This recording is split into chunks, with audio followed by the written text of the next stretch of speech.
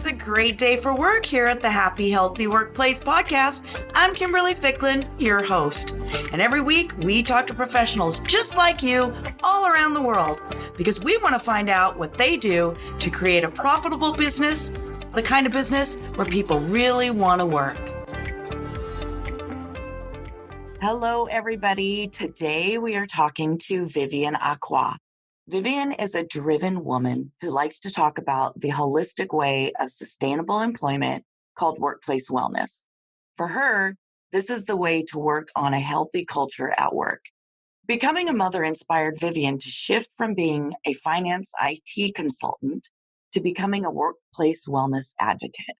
She made a promise to her son to help make the world a sustainable place by advocating for a healthy workplace where people can thrive. The coolest thing Vivian has ever accomplished is that she created a healthy cooking show for TV called Cooking Back to Our Roots. This show is a tribute to her grandmother, who she lost in 2009 due to diabetes type 2. Well, welcome, Vivian. Thank you, Kimberly. I'm really excited about our chat today. So a bit of a backstory for the listeners. Vivian and I know each other because we attended the same school for workplace wellness master certification. And what we learned about in whole is total worker health. And so today we'll be talking in depth about what it is and why it's important. So first, I'm going to just read right here, right off of the NIOSH, the National Institute for Occupational Safety and Health website. What is total worker health? Total worker health is defined as policies, programs, and practices that integrate protection from work-related safety and health hazards with promotion of injury and illness prevention efforts to advance worker well-being. It's a holistic approach to worker well-being. It acknowledges risk factors related to work that contribute to health problems previously considered unrelated to work. The TWH approach seeks to improve well-being in the American workforce for benefits of workers, employers, and the nation by protecting safety and enhancing health and productivity. Now, that was specific for America, but Vivian does not live in America and yet still practices total worker health and still incorporates that into her business practices. Now, NIOSH funds 6 centers of excellence for total worker health, one that is right here in Portland, Oregon at OHSU. So now that you know what total worker health is, let's route Vivian back in here and we'll just start talking about why it's important. So Vivian, why personally for you, were you drawn to the total worker health prospect? For me personally, it has to do with raising awareness regarding diabetes. So just like you shared before that I lost my grandmother from being diabetic, but also during the time that I was pregnant with my son Orlando, I was warned to change my way of eating, or otherwise I would have pregnancy diabetes. So it is important that people in the workplace raise awareness regarding certain health issues that can be personal, but can also be related to work. And that's my personal mission, to help the world become a better place by starting from the workplace. And that is an important distinction because the listeners here have heard me say many times before, my own chronic illness came from stress of the workplace. Now, you don't get diabetes by going to work, right? But True. What happens is the stress of work makes chronic illness far worse. Mm-hmm. But also not knowing that if you're diabetic and not knowing, or your colleagues don't know how to treat you or how to help you during this process, it can be harmful. And it's not only raising awareness regarding diabetes, but also just raising general awareness, because there might be a colleague who's facing financial distress, right? Which cause a lot of stress and a lot of worries and unproductivity. Or there might be a colleague who's facing a mental illness at the moment. So there are so many other factors that we have to look into. And that's why I really am in love with workplace well-being. The way we look into workplace wellness is very essential, especially now. And we are not only looking at the mental well-being, but we're looking at the holistic version of sustainable employability. So talk to us, Vivian, about what does that mean? What is the holistic version for the listeners who don't understand that? Mm-hmm. The holistic is you're looking into the physical well-being, you're looking into the mental well-being, the career well-being, social well-being, environmental well-being, and financial well-being. And everybody has different aspects that they need within that holistic variation. But what if your colleague needs help gaining resiliency in their financial well-being? So if your foundation isn't stable, that means that your body isn't stable or your soul isn't stable. And that's why I see the holistic version as a better version, because when you're building upon one pillar, it can also have a positive effect on the other pillars. Yes, that is a very important fact. So, going back to like you named off the very specific things that we're looking at Total Worker Health. And I've said Mm-hmm. this many times before. I speak to my clients about it a lot because for Vivian and I both, actually, our base certification is nutrition. We're both nutritionists. And in the beginning, I focused primarily on nutrition. And I say doing lunch and learns, bringing in a nutritionist to teach people, putting in a gym in your workplace, those are good things to some extent, in that it's a great way to kind of put a bee in a bonnet for people to think about their health while they're at work.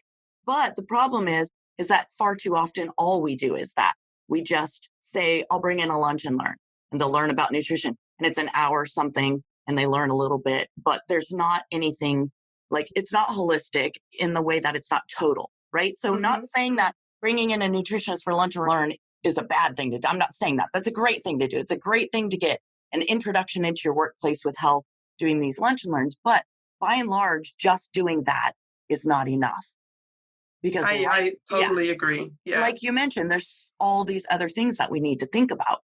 I totally agree with you. And also know that if you have looked at one of the things that people want more resiliency in, it's their career well-being, because their job security and having that financial security is very important. But once your financial security is gone, it will affect your mental well-being. It can also affect your financial well-being. It can also affect your social well-being. So focusing on one pillar by creating that stability can also have a positive effect on the other pillars. Yes. So talk a little bit about that. Like connect Mhm. these pillars for us so that the listeners can really understand why it's important. Well, nowadays, here in the Netherlands, and also what I see in the States, is there is a lot of emphasis put on the physical well-being, right? So the exercising, the nutrition part. But what's more important is raising awareness regarding the mental well-being, because when somebody isn't feeling that mental well or isn't aware that they are going into depression, you can lose an employee, you can lose a coworker who started out with just having a bad day to not seeing themselves anymore. And they are coming in to work every day, which is a loss of productivity from your side, but also from the employee side, because they need that help. They need some help to become better and to be better and to be resilient. Mm. Yeah, that made me come up with the word presenteeism because Mm, that's, I was looking for that one. yeah, Yes. there you go. That, for the listeners, if you don't know what Hmm. that means, it means that you come to work, but you are less productive than you could be because there's some Hmm. underlying health condition. And we say Yeah. health very loosely here, based off the Hmm. things that Vivian just said, health of everything. And then they come to work and they can't really be very productive.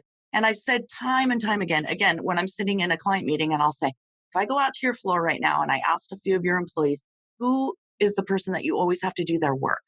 Right? Like Hmm. you're always having to back this person up. They just don't quite always get everything done. Now you like them, you just feel like there's something could help them be more productive. I Hmm. promise you, they'd all be able to point to the person who True. has the worst problem with presenteeism. And that's the type of people that you need to start having conversations with, right? Hmm. Opening up spaces of support for people rather than us looking and going, Susie's the one who never does all of her work. And then Susie gets called into the, office and Susie's in trouble. Rather, we're having a conversation about what does Susie need right now?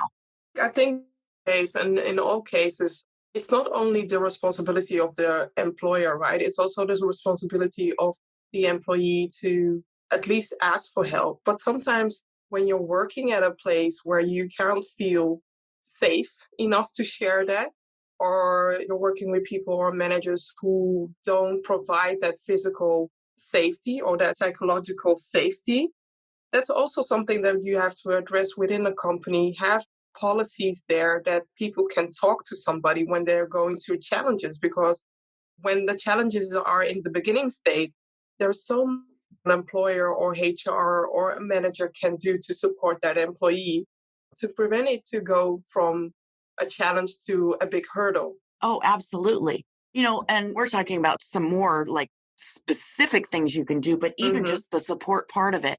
And I'll Yeah. just throw this out there because I like to be positive here, but we're Hmm. also talking about workplace challenges. So it's not Yeah. always super positive. And I do share my experiences, which is one of the reasons why I do this podcast. Actually, during the time of my chronic illness for 2.5 years, I was misdiagnosed and I was working every day. And my managers were not nice to me. I had Mm. one manager ask me, "Do you really have to have that surgery now? Can't you just put it off?" I was sick. Wow. You know what I mean? And so it's like when you said that, it just made me think about really listening to your employees when they're trying to get their needs met. Because, well, again, and we've brought it up on this podcast many times, it's not just the employer's responsibility. Employees need to start stepping up. If you expect something from your employer, then you certainly need to expect something from yourself. And that means sticking up for yourself. So even when it didn't feel good for me, and even when I didn't get responded to in the way that I really wanted, I had to get the things accomplished for my self care. Yeah. So I guess if anybody's listening to me, the best thing, like you said, that you can do is as employees, you really need to be able to say, hey, I have to get this done. But as leaders, we need to be able to give people the space to do that and understand that no matter how busy we are in our everyday work and how much you think when that employee comes to you, like, oh my goodness, I can't be without them for a week or so, you can't be with them there having the presenteeism issues that they're having because I was having them. I was coming to work every day. And I was a very, very stellar salesperson, number 2 in the region. But I could have been even more if anybody would have given me that opportunity for Hmm. self care. To add on, it's also selfish because what if you let that person go for 1 week, or you don't let that person go for 1 week, and that person is out there for or is gone for 3 months? We really need that human factor. We Mhm. need to treat each other as human, because whatever you're saying as a manager, whatever you're saying as a coworker, think about, would you have said that to your mother or to your spouse or to somebody else? If not, then why are you saying that or demanding that from a coworker or your team member? That is so true.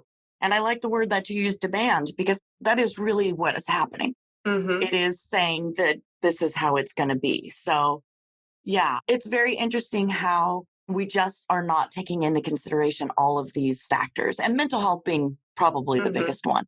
But True. going back to presenteeism, if you can look out into your workforce and you see somebody, maybe you see somebody that used to be able to do all these things, Mm-hmm. especially right now in our certain climate Mm-hmm. where you know that people are being affected, and you see that, what can you do to open up a conversation with that employee? If you just notice it, I think as leaders, a lot of times, well, even moving back decades, we're just afraid to have the conversation. If you're not the right person to have that conversation, ask for somebody else. Or if you feel uncomfortable to have that conversation, ask HR to help you, to guide you through this process, because as manager, you don't have to do it all, Mm. but you do have to know where you can ask people for help so that you can support your team member. It's only warming for the heart when a team member knows that you care about them and it's time to ask somebody else to help them. You'll get payback in so many other ways that it's intangible. Vivian, I love that idea. Hmm. What a great, I never even thought about that. No. There is your tip today, listeners, but that's a great one because my husband struggled with a supervisor a few years ago. They struggled with each other. She struggled with him too. And instead, she kept trying to make it work. Button heads, and not even butting heads. I'm not saying that. They just weren't really communicating well. And rather than going to get somebody else to help her communicate, she just kept pounding away and it never worked. So I love that. It's such a great resource to think about going and getting someone else if you feel like you can't do it. And it may not even be that you feel like you can't do it. We're not taking away from the leaders like you can't lead, Hmm. especially right now. We are in, the midst of a pandemic. Everybody's mental health is including the leaders. So if you don't have the bandwidth even let's use that word, to tackle that. But you know that you want to take care of your employee. Yeah. That's so great. I love that. But as a leader has to know it all. I see a leader, somebody who delegates and asks and find the right support to lead, to coach their people. Love that. That is great too. Yes, absolutely. Delegating is one of the hardest things for leaders to do. It's challenging. It's Well, it's for challenging, but everybody. yeah. It's challenging Yeah. for all of us, even at home. Mhm. You're like, you want to give your kid a chore, but you don't want to come back and go, what did you do? Mm-hmm. So you end up doing it yourself, right? Okay, so let's get back into this total worker health here. So we've kind of touched a little bit on mental health of it, but total worker health really seeks to improve the whole well being. So obviously, we're talking about safety, we're talking about health and productivity, but something that I think may be the buzzword that people both want it to be this way and don't want it to be this way: productivity, Mm-hmm. right? So we're always talking about how to produce more, how to get our employees to produce more, rather than really looking at it from the standpoint of just trying to help everybody do the best they can. Mm-hmm. Does that make sense? That's totally makes sense. But also the way I look at it is how your employee can, be happy on a Monday morning when they drink their coffee or their tea and they are about to help and support a client instead of dreading the alarm clock 6 a.m. because it's Monday again, right? I think that it's the best way to also measure that is if an employee is engaged. If they are engaged, they are going to brag about the company all the time. And we shouldn't be looking at productivity alone because productivity, somebody can mimic a productivity and somebody can go to a challenging phase where their productivity is zero. But you also have to support your employee through that time. So, what are you doing to create that energetic employee to bring out the best person that they want to be in the workplace? How do you help people to show up on Monday and be happy Mm-hmm. that they're there? Yeah, and engagement, that word comes up a Mm-hmm. lot, and Yeah. how do you even measure engagement? People ask all the Mm-hmm. time, how do you know? Well, you can do surveys. People do surveys at work all the time. Sometimes they work, sometimes they don't. It depends on what type of a supportive environment you're already creating in your Mm-hmm. workplace. If it's pretty supportive and you pretty much think your employees are happy, then they'll probably do a very honest survey for you. But if you have a workforce that more often than not are complaining, then they probably won't give you an honest survey. True. Because the problem is that they don't feel trust in the company. That's why they're not happy with their job. They're not trusted, they're not engaged.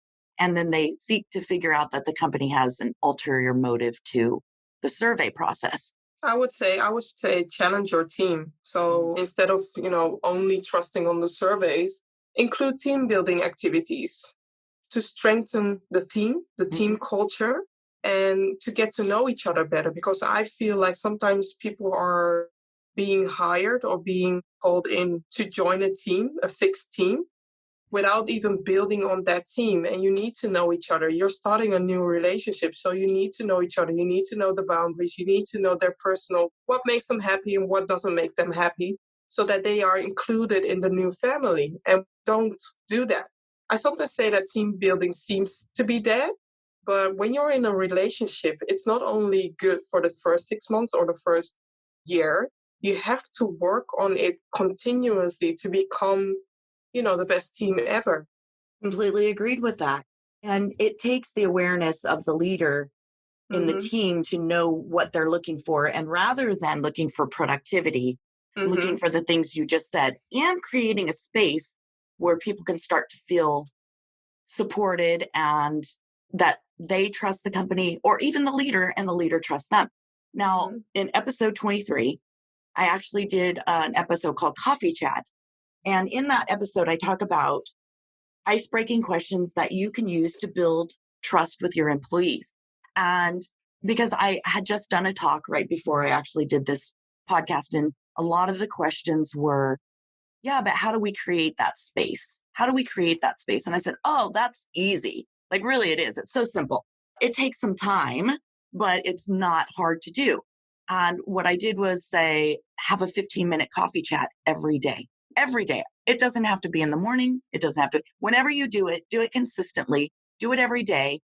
And If you go back to episode 23, I have a freebie checklist that you can get, 25 ice-breaking questions that you can use to build trust with your employees. And they are not about work. FYI, they're not about work. So you're going to bring everybody into, having coffee or tea. Maybe you pair people up just 2 at a time. At first, I said, don't be strict. Let people sit where they want. They're going to mesh up with their friends. That's great. That's where they feel the most supported, right? Let them do that. And then you give them this question. And these questions have nothing to do with work. And some of them are silly, right? And all you're doing is throwing out the question and then letting everybody talk for 15 minutes. And you do that every single day consistently so that everybody knows, wow, look at the space that got created where we can come. Okay, so when do you start to introduce the more pertinent things after you've run through these 25 coffee chats? People know you're going to do it consistently. They know what to expect. They're having a lot of fun getting to know each other. And then you can start to ask more deep questions. You can start to ask people how they feel about their work life right now. Let them start to have those conversations. It'll happen.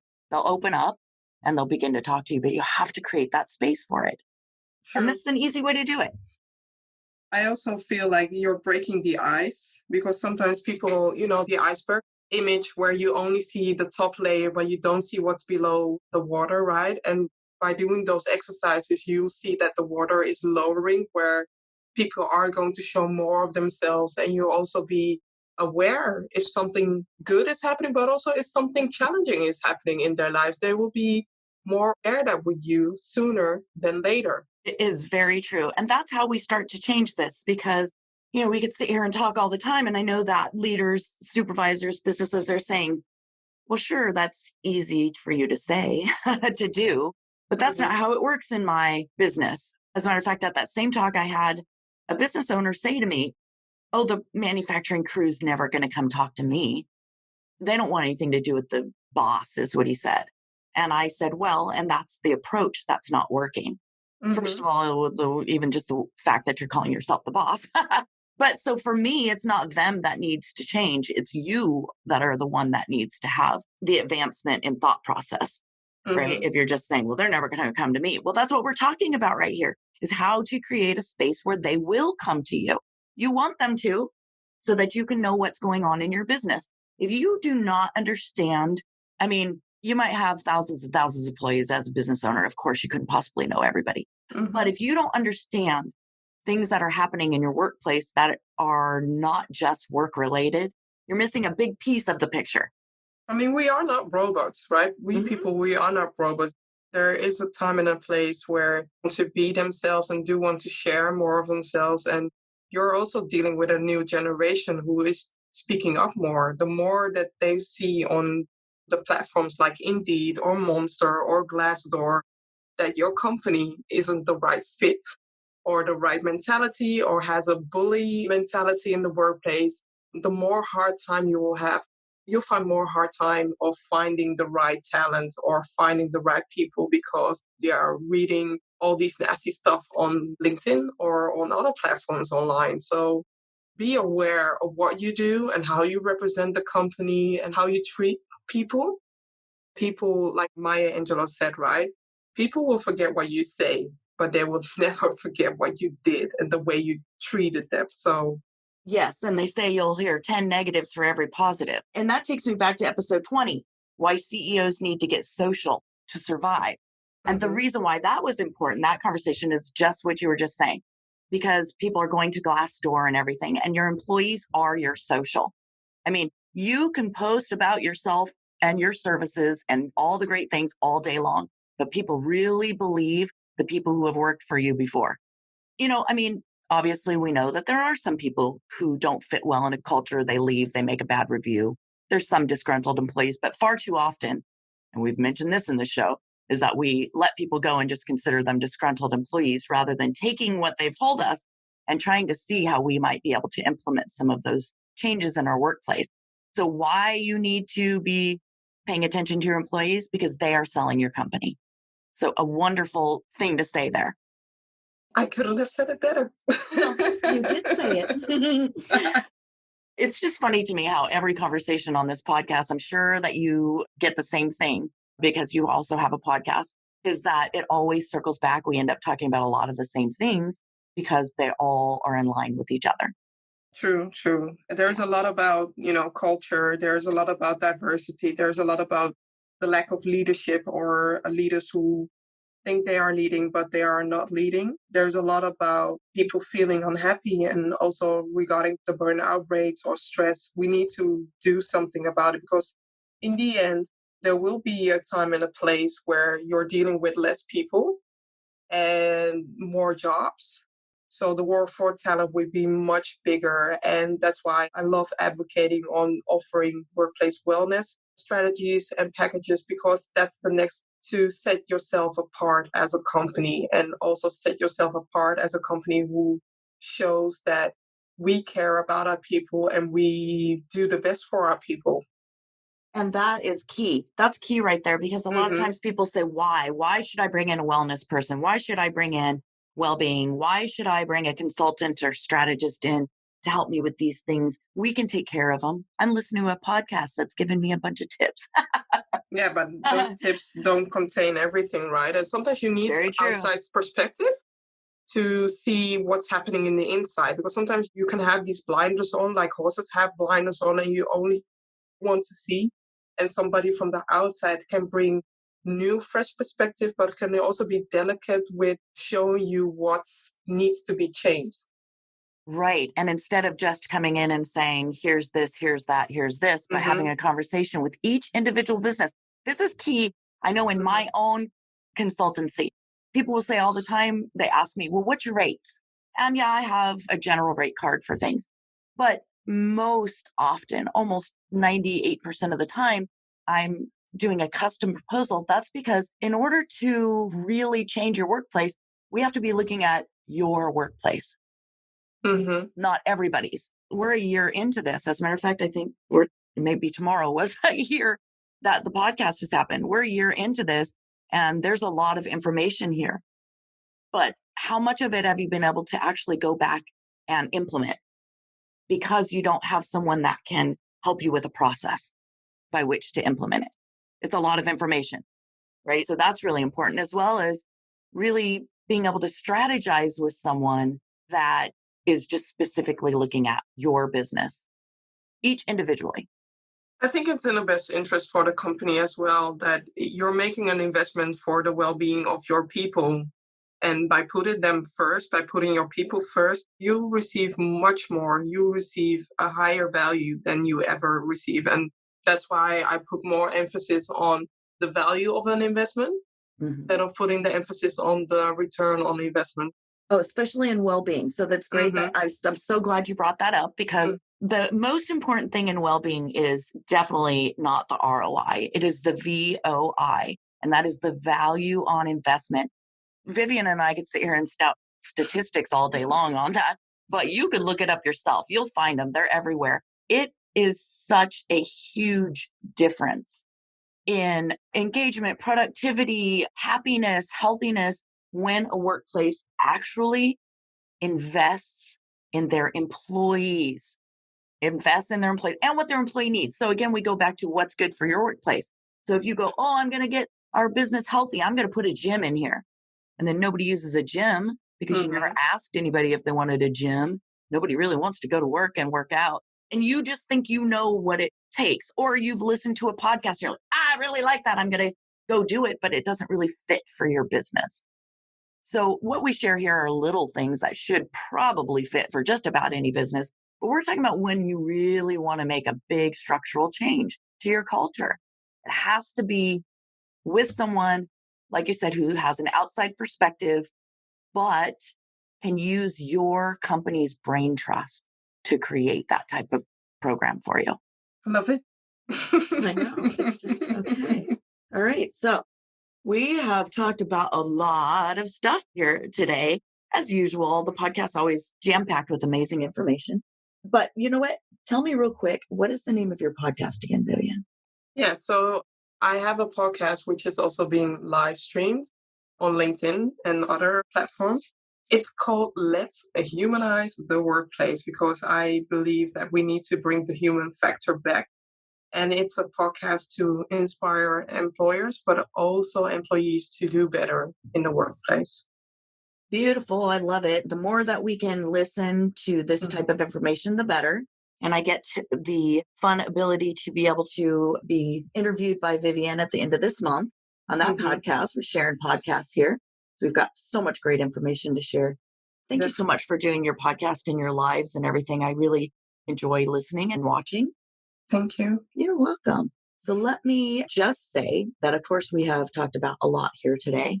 But as usual, I always ask the one last question in closing, and that's, is there anything that you think needed to be said that we did not say? I want to raise more awareness regarding mental well-being because people have been going through a challenging phase. I want to do something about the stigma. We need to end the stigma and put mental well-being on a higher platform and see how we can support people who are going through a challenging phase. I love that. Okay, so going back, I'm going to give you another resource too here. Back on episodes 15, we talked to Michelle Dickinson, how to drive real change in your company cultures so that people with invisible disabilities can be themselves. That's all about mental health in the workplace. And we also spoke with her in episode 17, which was moving beyond only mental health first aid training. So talking about not just having that reactive program in place for mental health, but having that be a part of your everyday practices in the workplace. So a couple good resources for that as well. So Vivian, I so appreciate you taking the time today to chat with us. Do you have any other thing that you would like to share? The only thing is that I can share that I'm amazingly proud of what you're doing with your podcast, and I am looking forward to our conversation on my broadcast. I am too. I'm so happy. One really great thing, a lot of great things came out of me going to school, but one really great thing was my relationship with you. We are very like-minded, you and I, you know, and we've always been able to really work well with each other. So I appreciate you that way a lot. And thanks so much for being on the podcast. I know the listeners are going to love this one and listening to the information you shared. So this is the close of the Happy Healthy Workplace podcast. Again, thank you, Vivian, for showing up today. You're welcome. Check the show notes for links to connect with Vivian, for links to her podcast, to her LinkedIn, where she does live trainings there. And if you love what you heard on this podcast or what you hear on the podcast, please feel free to email feedback to Kimberly at thehappyhealthyworkplace.com. I'd love to hear your thoughts and any suggestions for future shows. Thank you so much and have a happy, healthy day. That's a wrap for today. The Happy Healthy Workplace podcast is now complete. Be sure to subscribe and join us weekly for secrets, solutions, or strategies that help you create a profitable business where people really want to work. This is Kimberly Ficklin, wishing you a happy, healthy day.